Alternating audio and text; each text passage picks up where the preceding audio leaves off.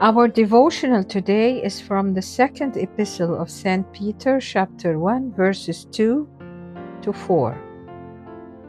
Grace and peace be multiplied to you in the knowledge of God and of Jesus our Lord, as his divine power has given to us all things that pertain to life and godliness, through the knowledge of him who called us by glory and virtue, by which have been given to us exceedingly great and precious promises, that through these you may be partakers of the divine nature, having escaped the corruption that is in the world through lust. Amen. We read in the book of Genesis, chapter 1, Then God said, Let us make man in our image according to our likeness. So God created man in his own image. In the image of God he created him. Male and female he created them. So we know that from the beginning, God created man in his image and likeness. In other words, humanity by nature is an icon or image of deity. The divine image is in all humanity. Through sin, however, this image was marred and we fell. So what does St. Peter mean by us being partakers of the divine nature?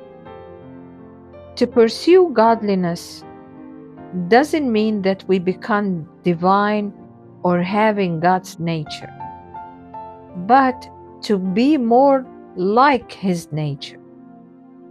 When the Son of God, Jesus Christ, assumed our humanity in the womb of Virgin Mary, that's to say, being incarnated, the process of our being renewed in God's image and likeness was begun.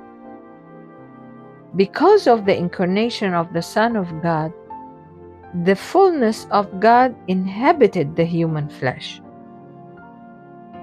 God's deity interpenetrated our humanity.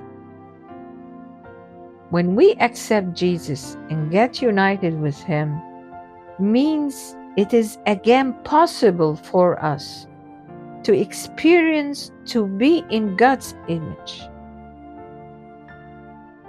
Through the union with Christ, we become by grace the children of God. When we accept Christ by faith and be united with him, we begin a process of recreation, being renewed in God's image and likeness. We become partakers of the divine nature. What does that practically mean? It means by application that the divine energies interpenetrate the human nature. So we partake in God's energies, not in his essence. We partake of the grace of God, his strength, his righteousness, his love, and are enabled to serve him and glorify him. Amen.